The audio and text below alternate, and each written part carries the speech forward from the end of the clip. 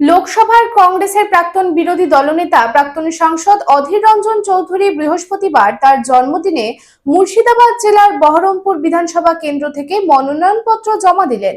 বহরমপুর বিধানসভা কেন্দ্রের রানীনগরে প্রায় ১৩০০ তৃণমূল কর্মীরা অধীর রঞ্জন চৌধুরীর হাত ধরে কংগ্রেসে যোগদান করলেন। এর মধ্যে মোট ১৭ জন পঞ্চায়েত সমিতির সদস্য এবং পঞ্চায়েত সদস্য আছেন।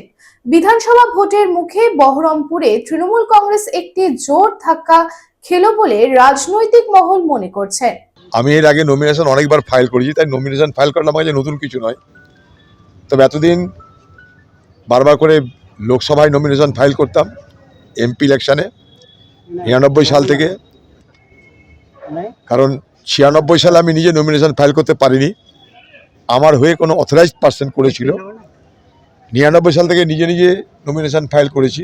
ফারাক একটাই, লোকসভা নির্বাচনে ডিএম সাহেবের কাছে নমিনেশন ফাইল করতে হয়, আর বিধানসভা নির্বাচনে এইচডিও সাহেবের কাছে নমিনেশন ফাইল করতে হয়। বাকি যেমন করতাম। তৃণমূলের কাজই তো বিশৃঙ্খল সৃষ্টি করা। ওটা যদি না করে তার তৃণমূল পার্টিটাতে উঠে যাবে।